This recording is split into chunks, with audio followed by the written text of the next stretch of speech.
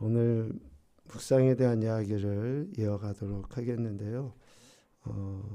하나님은 우리와 친밀히 교제하기 위하여 우리의 마음을 열어 말씀 앞으로 이끄신다 라고 이야기합니다. 이것을 통해서 묵상의 주체가 누구냐? 우리는 내가 묵상을 한다고 생각하잖아요. 그런데 묵상의 주체는 하나님이시죠. 하나님은. 그리고 묵상을 해야 될 대상, 묵상을 해야 될 존재는 바로 우리예요. 우리라고 할 때는 하나님의 자녀고 그리스도인이죠. 세상 사람들은 묵상이라는 걸 하지 않아요. 자기 성찰을 한다고 이야기하고 또 명상한다고 이야기하고 이런 것들을 하거든요. 근데 묵상은 오늘 우리 그리스도인들이 하는 거예요. 천주교에서도 묵상이라는 단어를 쓰긴 하지만 관상이라는 단어를 또 많이 쓰는 것 같아요. 여간 묵상해야 될 대상은 하나님의 자녀인 우리 그리스도인이다. 그럼 묵상의 목적이 뭐냐?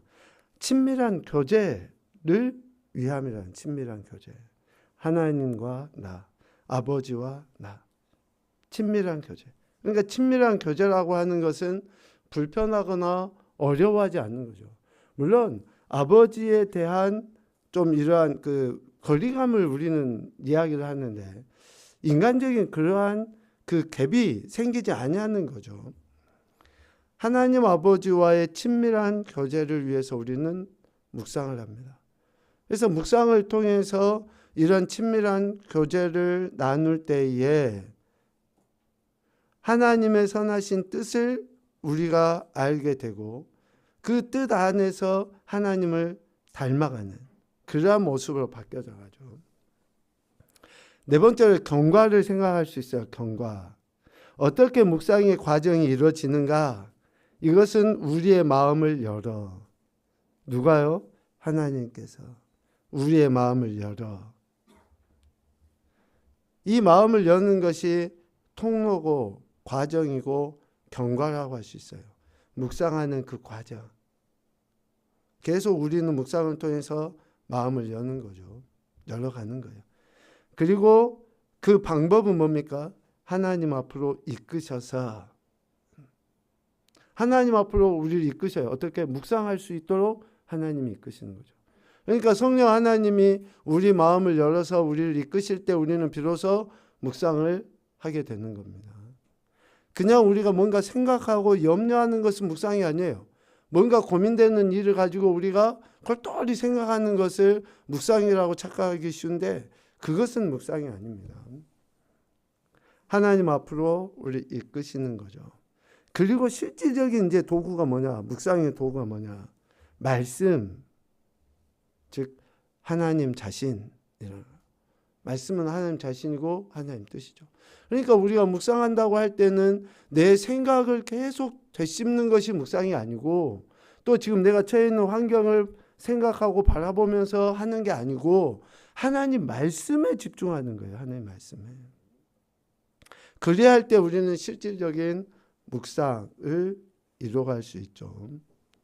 그러므로 우리의 관심사가 있다 하더라도 우선 우리를 부르신 하나님의 관심사가 무엇인지. 그러니까 우리가 여러 가지 염려도 있고 관심 갖는 것도 있을 수 있어요. 그런데 우선적으로 해야 되는 게 뭐예요? 우리를 부르신 하나님의 관심사가 무엇인지. 하나님이 우리에게 대한 뜻이 무엇인지. 각자에게 뜻이 있을 거 아니에요. 하나님이 남자로 지으셨든지 여자로 지으셨든지 지금 내가 아이든지 어른이든지 또 어떤 일을 하고 있든지에 다 하나님이 각각의 뜻이 있을 거 아닙니까? 그 뜻이 무엇인지 또 우리에게 당신 자신을 어떻게 나타내시는지 그러니까 하나님 자신을 우리에게 어떻게 나타내시는지를 찬찬히 귀를 기울이는 거예요. 하나님을 우리에게 나타내신다고 하는 그 말은 하나님이 짜잔 하고 나타나 보여지는 게 아니에요. 하나님이 어떻게 우리를 인도해 가시는지를 의미하는 거예요. 하나님이 우리의 걸음걸음을 인도해 가시는 것을 하나님 자신을 드러내 보이심으로 보여주는 거죠. 이스라엘 백성들을 인도하실 때 구름 기둥과 불 기둥. 저들은 구름과 불을 보면서 하나님 이렇게 생각하고 거기에서 머물러 버리잖아요. 그런데 우리를 어떻게 그 인생의 여정을 인도해 가시는지를 생각하는 거죠. 자, 우리 밑에 세 줄은 같이 읽어봅시다. 시작. 묵상은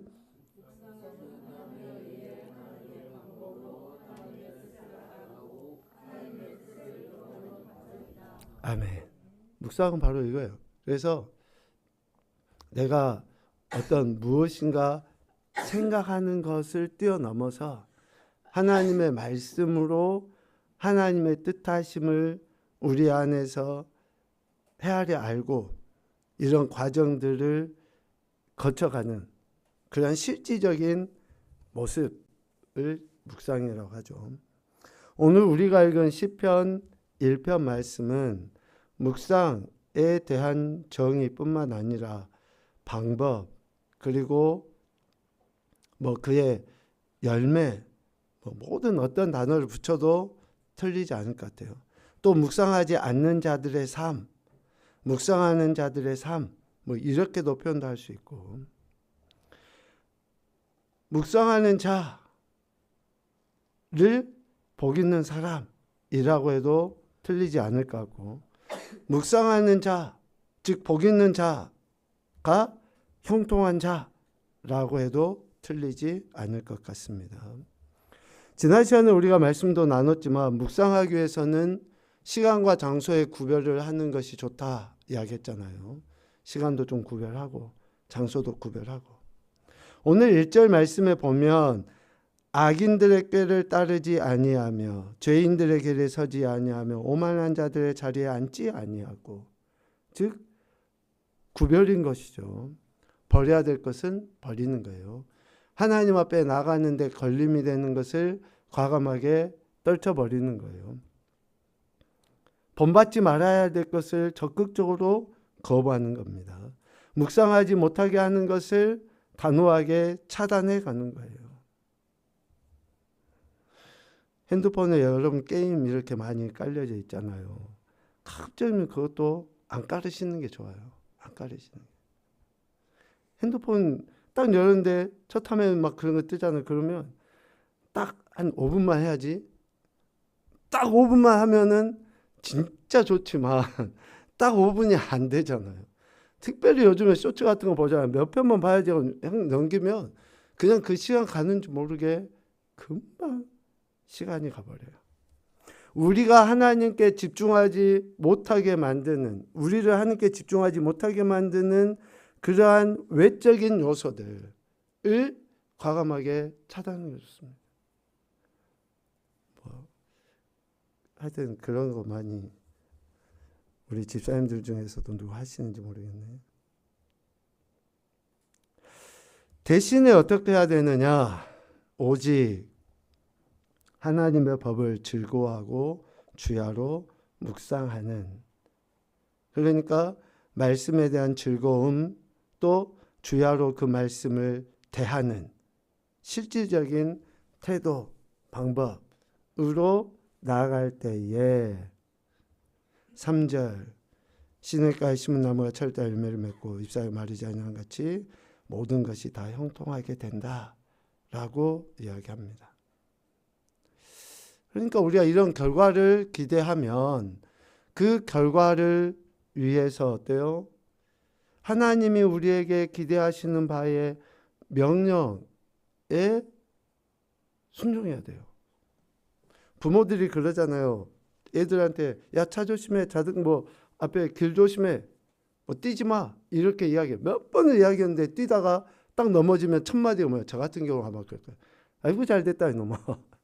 아니 하지 말라고 그렇게 말했는데 뛰지 말라고 했는데 왜 뛰었어? 어떤 부모는 얼른 달려가서 막 안아가지고 호호해주고 그러겠지만 아니 몇 번 이야기했는데도 하지 마 라고 했을 때에 안 하면 좋은데 그래도 기어이 하다가 다치면 그 봐, 아빠 말 안 들어서 어때? 그러지 않습니까? 저만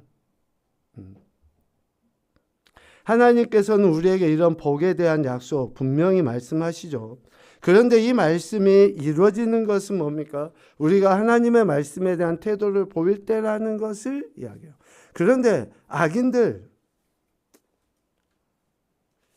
그냥 뭐 중범죄자들이라고 하기는 그렇겠죠.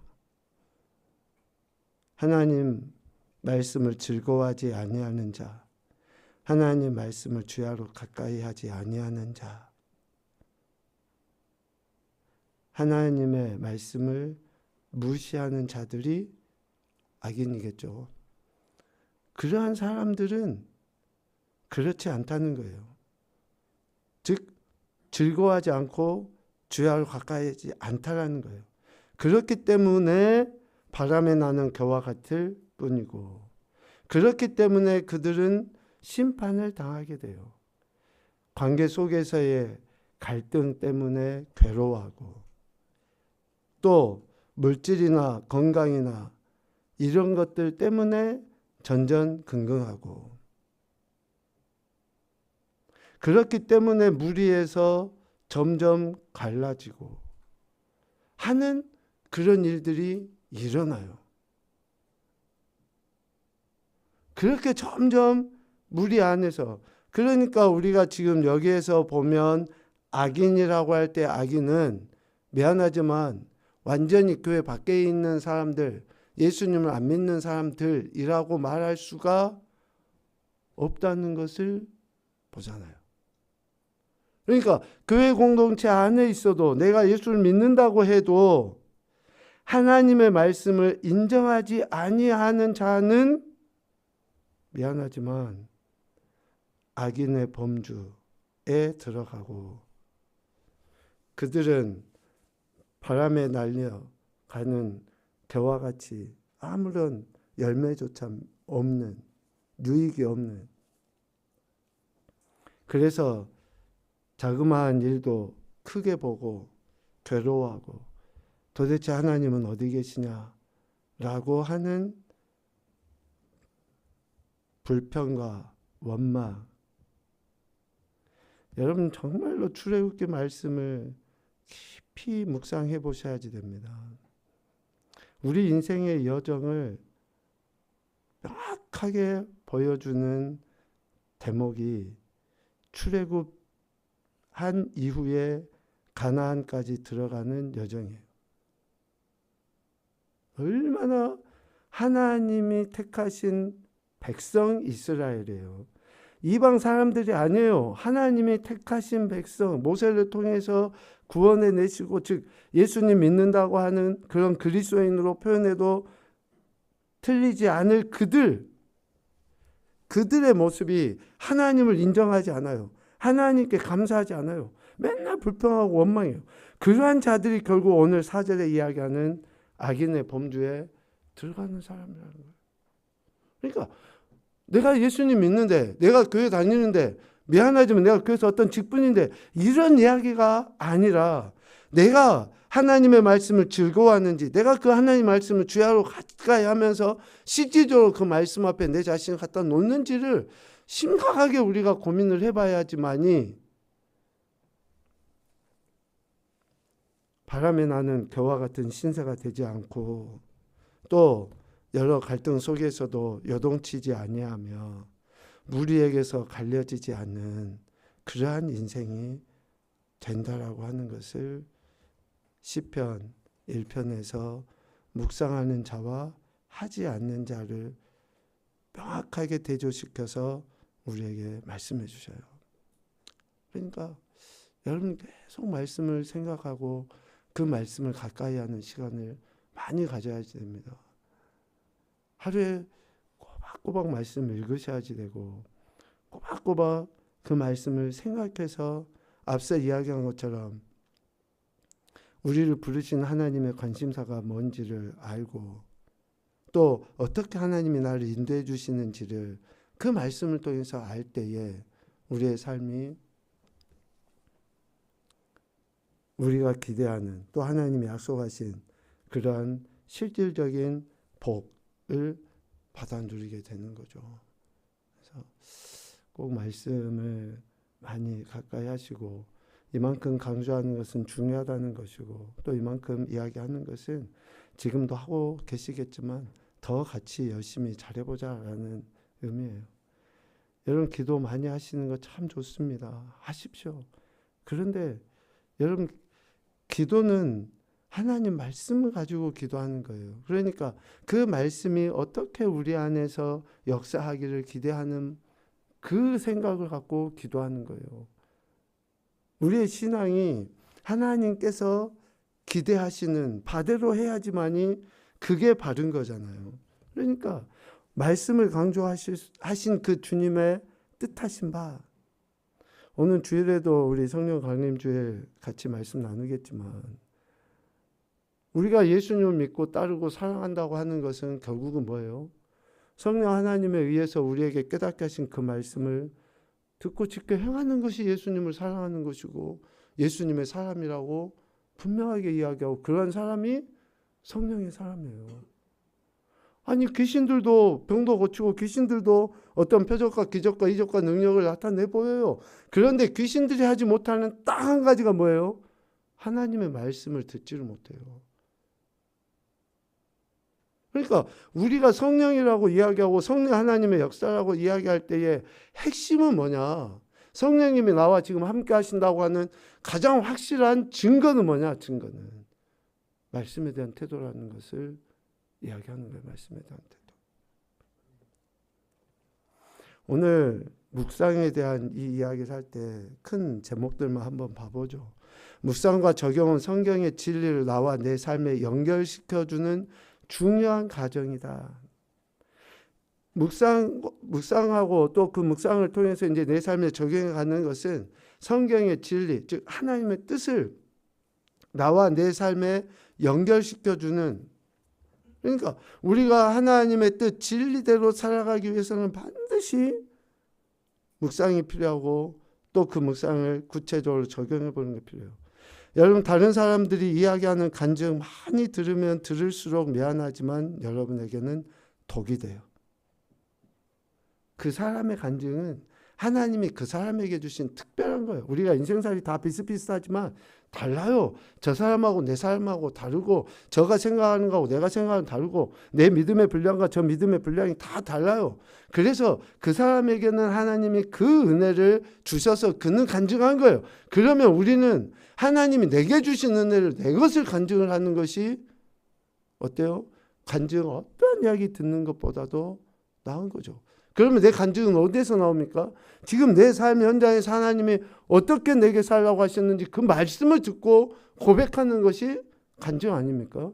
그 말씀을 듣고 내가 이리 살았을 때에 하나님께서 이러한 마음의 평안을 주셨다고 하는 것이 간증 아니냐고요. 그래서 그걸 많이 듣는 것보다 실질적으로 여러분이 같이 말씀 앞에 나가는 것이 중요합니다. 묵상이 없는 성경 읽기는 채로 강물을 퍼올리는 아무짝에도 의미 없는 행위라고 하는 것이죠. 적용이 없는 읽기와 묵상은 하나님 말씀에 반응하지 않는 것과 같아요. 즉 적용하지 않으면 아무리 말씀을 들어도 별 의미가 없다는 거예요. 읽어도 별로 의미가 없다는 겁니다. 그래서 반드시 적용을 해 나가는 거예요. 이런 적용을 넌 가서 용서를 구해라 그러면 그 당장 그 사람에 가서 용서하라. 당연히 그런 결과까지 나타나면 좋죠. 그런데 여러분들이 지혜를 구하시면 돼요. 그를 축복하고 격려하고 하는 멘트에서부터 우리가 그를 용서하고 사랑할 수 있는 방법들이 열려요. 그러다 보면 그에게 가서 직접 손도 내밀기도 하고 이런 그 적용들이 나오는 거죠. 삼위일체 하나님은 묵상의 변함없는 대상이며 원천이다. 믿습니까? 하나님이 묵상의 대상이고 원천이다. 그래서 무엇보다 하나님 중심 묵상해야 되고, 성경 묵상은 결국 뭡니까? 하나님을 묵상하는 거예요. 하나님 묵상이다. 하나님을 우리가 계속 생각하고 묵상해 나가는 겁니다. 묵상은 내가 성경을 분석하는 것이 아니라 하나님께서 말씀으로 나를 진단하도록 내 자신을 내어드리는 것이 묵상이에요. 그러니까 내 자신을 계속 오픈해 가는 거예요. 우리는 말씀을 채우는 것 같지만 미안하지만 말씀을 채우는 게 아니에요. 내 자신을 비우는 거예요. 비우는 거예요. 하나님의 말씀을 계속 우리가 가까이 하면 할수록 내 자신을 비워서 나의 연약함과 나의 그릇됨, 오만함들. 그러니까 묵상을 하면 할수록 어떻게 될까요? 아멘. 겸손해질 수밖에 없어요. 겸손해질 수밖에 없어요. 나 같은 인생 말로만이 아니라 진짜 내가 죄인이구나, 어리석구나 라고 하는 것이 실제적으로 고백되어질 수밖에 없어요. 왜? 나를 드러내놓기 때문에. 그러니까 내 자신을 제대로 드러내 보이지 못하면 우리가 말씀 앞에 머물지 않는 거죠. 세상의 다른 책들은 내가 읽지만 성경은 나를 읽는 유일한 책이다. 하나님이 우리에 대한, 그래서 성경은 우리 영혼의 거울이에요. 거울. 내 자신을 비춰볼 수 있는. 묵상은 말씀을 통해 드러난 하나님의 성품과 뜻에 비추어 나의 관심과 삶을 점검하고 조율하는 일이다. 조율. 이 조율이라고 하는 것은 뭐 우리가 튜닝이라고 이야기하잖아요. 그러니까 변화시켜 가는 거예요. 어디로요? 그 원음에. 한 번에 이렇게 조율이 안 돼요. 우리는. 그러니까 그것을 그 원음에 본음에 맞춰가는 작업을 계속해 가는 거예요. 그래서 버릴 것은 버리고 취할 것들은 취해가면서 결국은 우리 그리스도인들의 성화는 어디에서부터 일어납니까? 내가 열심히 교회 다니는 것으로, 내가 열심히 뭐 봉사하고 구제하는 것으로가 아니에요. 여러분, 우리보다 더 열심히 기도하고 더 열심히 봉사하고 더 열심히 구제했던 당대 최고 유대인들에게 대해서 예수님이 뭐라고 이야기하십니까? 독사의 자식들이라고 이야기해요. 그러니까 어떤 율법을 지키는 것, 또 어쩌면 어떤 교회 전통 안에서 이러한 행위들이 우리는 마치 내 믿음의 전부인 것처럼 착각하기 쉬운데 그게 아니라는 거예요. 성화는 하나님의 말씀으로 내 자신을 변화시키는, 그것이 우리가 죽을 때까지 드러내 보여야 될 태도다라는 것을 이야기합니다. 묵상의 방법에 대한 이야기는 뭐 다양하니까 한번 여러분 보시고, 그래도 말씀을 읽는 것, 또 그 말씀에서 중요하게 내게 이야기하시는 단어, 어쩌면 문장, 어쩌면 문단, 뭐 이런 것을 좀 깊이 계속 되뇌어 보는, 그래서 한 번만 읽지 말고 두 번, 세 번 읽어보면서 그 의미가 어떠한지 좀 이렇게 생각을 해볼 때 우리는 좀 더 하나님이 지금 내게 뭐라고 이야기하시는지를 우리는 듣게 되는 거죠. 오늘 시편 1편 1절부터 6절까지 말씀을 우리 읽었는데 딱 3분만 한번 해봅시다. 중요하다고 생각하는 말씀이 뭔지 한번 여러분 적어보십시오. 1절부터 6절까지 중요하다.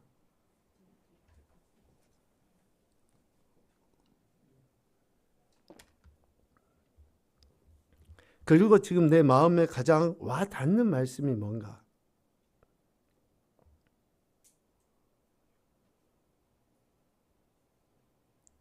지금 1장 1절부터 1편 1절부터 6절까지 지금 하나님이 뭘 이야기하시기 위해서 이 6절의 이야기를 하셨는가? 중요하다고 생각하는 게 뭐냐고요. 그리고 지금 내 마음, 믿음이 있는 마음인지 없는 마음인지, 지금 염려, 근심, 걱정이 있는지 없는지 내가 정확하게 알잖아요. 지금 내 상태를. 내 상태에 지금 이 마음에 가장 와닿는 말이 뭐냐는 거예요. 또 내가 자녀인지 어른인지 부모인지 학생인지 아니면 또 직장인인지 그 내 상황에 마음에 가장 와닿는 말씀이 뭐냐라는 거죠.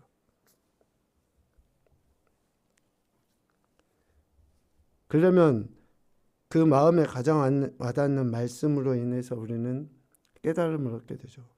깨달은 말씀이 뭐냐? 이 가장 와닿는 말씀을 통해서 내게 이러한 것을 요구하시구나 라고 하는 말씀이 뭐냐는 거죠.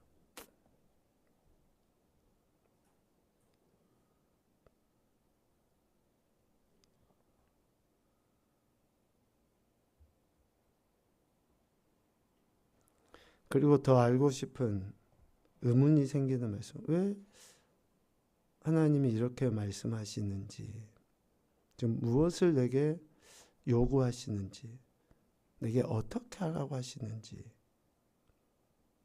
아니면 어떠한 방법으로 했으면 좋겠는지.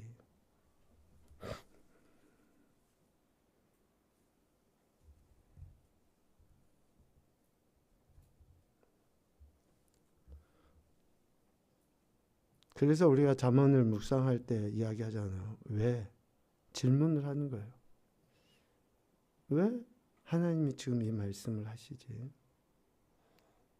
그리고 그 말씀에 대한 해답을 어디에서 찾습니까? 우리가 읽은 1절부터 6절까지의 본문 안에서 찾는 거예요. 그에 대한 답을 우리가 이 본문의 범위 내에서 찾아보는 거죠. 그리고 그 말씀을 통해서 내게 깨달음을 주신 것에 대해 우리가 적용하기 위해 품성을 갖다가 대입을 시켜서 우리는 해보는 거죠. 자, 여러분, 말씀을 그래서 우리가 한 번만 읽은 게 아니라 두 번, 세 번 읽어가면서 또 이러한 묵상의 훈련들을 할 때에 오늘 시편 1편 3절에서 이야기하는 것처럼 실질적으로 열매를 맺히고, 즉 이런 성숙과 성장의 변화가 일어나고, 또 잎사귀가 마르지 아니한 같은 우리 삶의 현장에 날마다 새로움과 또 실질적인 형통함의 은혜들을 경험하게 되는 거예요. 하나님 말씀이 능력이라고 이야기하고 또 생명이라고 우리는 입술로 고백하는데, 그게 실질적으로 우리 삶에 되기 위해서는 그 말씀을 가까이 하지 못하게 하는 것은 조금 버리고 가까이 하기에 마음을 두고 시간을 두는 그러한 태도들을 보일 때에 이런 변화뿐만 아니라 또 아름다운 열매들까지 우리는 경험할 수 있게 됩니다. 한번 다 해보셨습니까? 우리 정훈이 그러면 뭐가 제일 중요하다고 생각하는 말씀이었어? 1, 2절이요. 한번 읽어볼까? 악인은 꾀를 내어 우리를 속이고 지옥으로 이끌려고 해요. 우리는 그것을 막기 위해 묵상해야 해요. 오, 아멘. 네. 그래, 그렇게 한번 우리가 계속 선포하고 훈련해 볼 때, 앞서 잠깐 이야기했지만 이것이 우리의 간증입니다. 간증. 내 삶의 실제적인 간증이에요. 막 어떤 기적에 우리는 간증을 이야기하는데, 언젠가도 어떤 목사님 이야기하신 걸 나눴잖아요. 기적 중에 제일 큰 기적이 뭐라고요? 내가 예수님 믿는 것이 기적이라 했잖아요. 그러니까 이런 엄청난 기적을 우리는 경험하고 그 기적 속에 우리가 이제 고백하고 나가는 거죠. 믿음의 고백, 간증들. 이런 말씀을 통해서 우리는 은혜를 누릴 수 있습니다. 결론입니다. 묵상은 하나님의 말씀으로 우리 영혼육을 새롭게 변화시키는 일이다. 우리 영혼육을 새롭게 변화시키는 일이 바로 묵상이라는 거예요. 그러니까 우리를 변화시키는 하나님의 그 말씀 앞에 우리 자신을 더 가까이 지속적으로 내려놔야 되겠다 생각을 합니다. 적어도 여기 계신 분들은 또 잘하고 계실 테고 더 잘하셨으면 좋겠고, 잘한다고 하는 것이 뭐 누구에게 보임이 아니라 정말 우리의 삶의 변화를 통해서 얼마나 아름다운 은혜를 우리에게 약속하셨습니까? 그 은혜들을 경험하는 그런 인생들이 되시기를 주님의 이름으로 축복합니다. 아멘.